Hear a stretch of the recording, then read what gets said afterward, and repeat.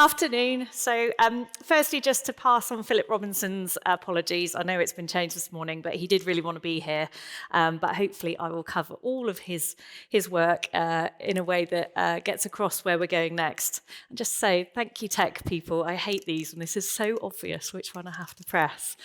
So what I'm here to talk to you about really is about looking forward. So my division covers a lot of the green and blue stuff that the council covers. Not everything. But we are having an even closer relationship with the other parts of the council as a result of the learning of this project and other projects going forward. So this is telling you a bit about our plans as a result of this project and the learnings from it. So we're kind of in a time of next evolution. So we grew from when I first started, which was quite a long time ago at the council, of me and another member of staff who was looking to get the word environment in the corporate plan. That is where we started from. So you can tell that the progress over the last decade and a bit has been quite phenomenal in terms of the council getting its head around the green agenda, what it can do with its estate. And really what we're doing now is getting ourselves set up to meet the challenges and then the opportunities that are coming up probably for the next 5 to 10 years. So, huge challenges around nature connectedness, climate change, and then loads of the issues we've got around the city, around health and well-being, youth disengagement, and thinking about how nature, our natural estate, can really help support those agendas. We are actually moving from a form perspective to bring the strategic parts of the green and blue agenda, which myself and the teams within our area have been delivering on with the on-the-ground delivery. So we'll have a really, really close relationship with those that are out on the ground delivering and the work that we've been doing around projects. So that's a really important move for us in terms of enabling nature to be at the heart of everything we do. And we will be looking at a form that enables a function that's really agile, which is adaptable and very much outward facing. So there's some stuff we're doing internally around the restructures, but really what we hope is that you will see a new service coming forward that brings all those elements together, brings marine together in one place, brings all the grounds maintenance closely aligned with all of the planning of it so that we can really start embedding what we've learned from Green Minds all across our estate and how we work with others on their land. And really what we want to do is build on our strengths. So what we're looking for is a natural estate, a focus from projects perspective on maximising benefits. We want to build on our partnerships and our really good track record of delivery.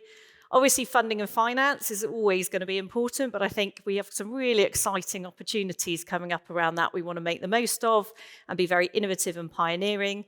And we also want to influence. So looking at the Green Minds model that came this morning, how does that influence policy? How do we influence our leaders? How do we influence other sectors?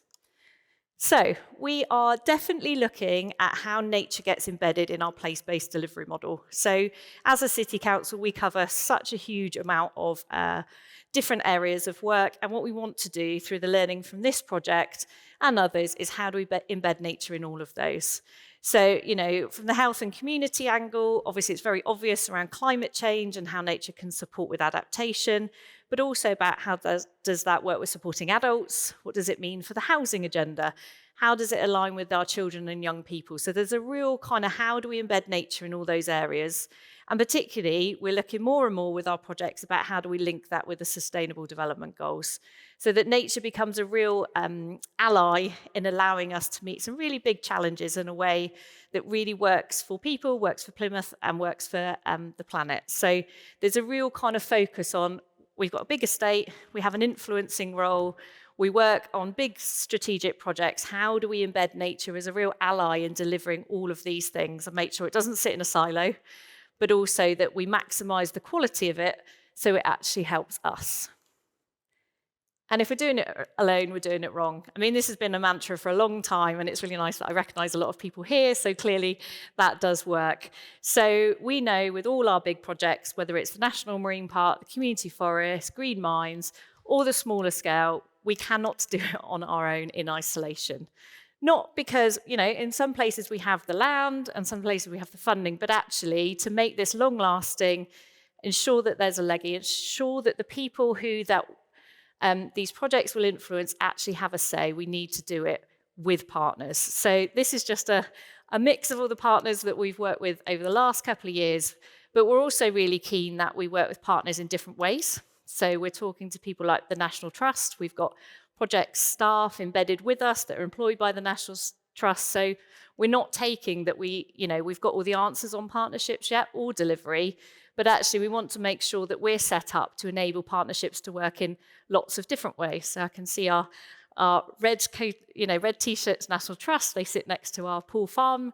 Actually, what does that look like going forward? How does that partnership develop to do more for nature, bringing the most of a really innovative, forward-thinking charity with a local authority who wants to do things differently? What does that look like? So we want to make sure that in the future we can make the most of those partnerships at all levels, from a small park all the way through to a strategic national project, to make sure we're maximising it, because we don't have all the answers, we don't always have all the money, we don't have all the land, and therefore, because nature doesn't work on boundaries, how do we make the most of that? And funding. Now, I'm not going to go through this model, but funding and finance is going to be something that's really important going forward, mostly because we actually want to do more and money is getting less. So how do we do that? And one of the key ways we're doing that is to build on what we're really good at. We are good at bringing money in for projects because we have a really good track record of delivery in Plymouth, and because we're always looking at being pioneering, trying things that are new. But one of the things we also want to tap in, and it's thanks to projects like Green Minds and Future Parks Accelerator, we've really got a jump on the new models around nature investment and corporates and others being interested in investing in this field. And that's partly because of the services that nature can deliver around climate and adaptation, but also a big move on things like the Task Force for Nature Financial Disclosure, where the large-scale corporates are suddenly going, we want to be responsible for our nature impacts, and we want to go further than that and actually have a benefit for our nature, within our company. So what we want to do in Plymouth and working with our partners is to look at what are the opportunities around carbon, around biodiversity, around species, to capture some of that interest from people that we might not have worked with before, to bring more money into the system so that we can deliver more for nature. And the best thing is, as a local authority, we never have any money, let alone make any profit.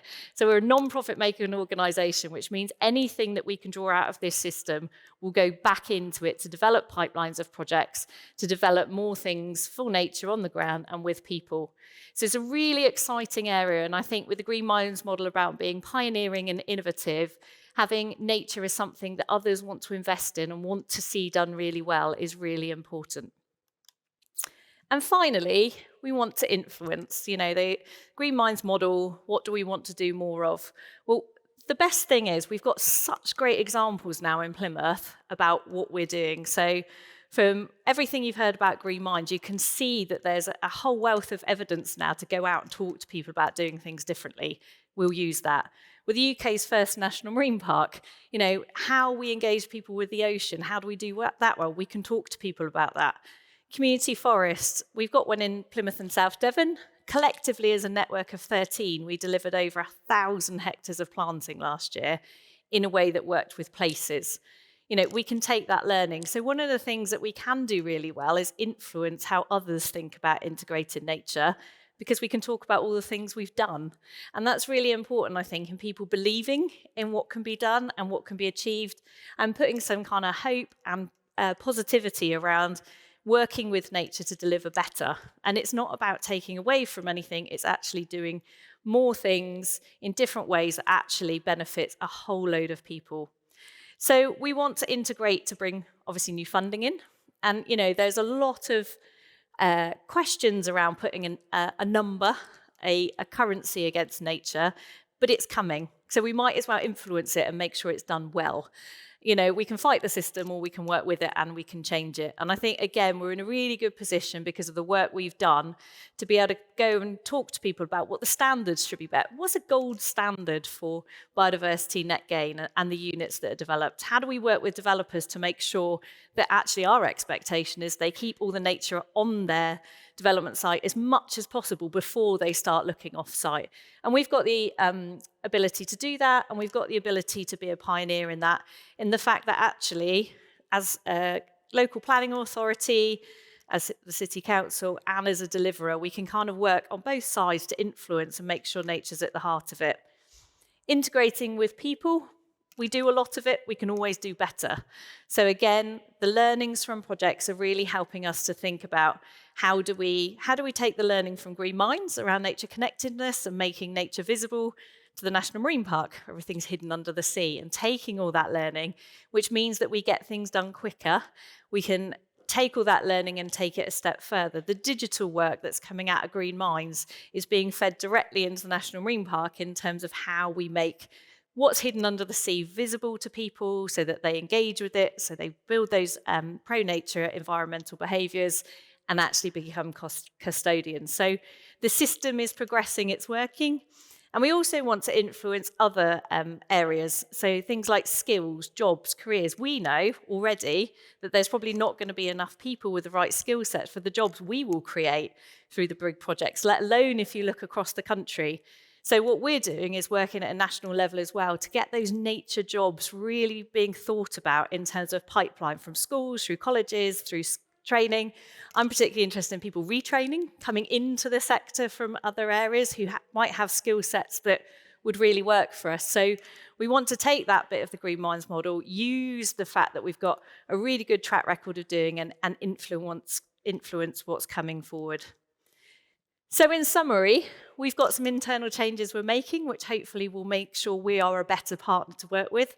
We want to work with others more, and we want to really push the boundary on what a partner means, what a partnership means. How do we do that with people? How do we do that differently? We want to make sure we bring a load of cash in so that we can actually continue to do this, but make sure that we influence the system as we do it, and make sure that all the learning from the Green Minds project is integrated into our thinking, our doing, and our learning going forwards. So that actually this project that, just wandering around, you can see how much has been done and how much has been learnt. I wanted you just to know that we have learnt from this as well, and actually we're integrating it into what comes next in terms of how we're set up, how we're going to work with people, how we're going to fund people, and how we're going to use that to influence going forwards. Thank you very much.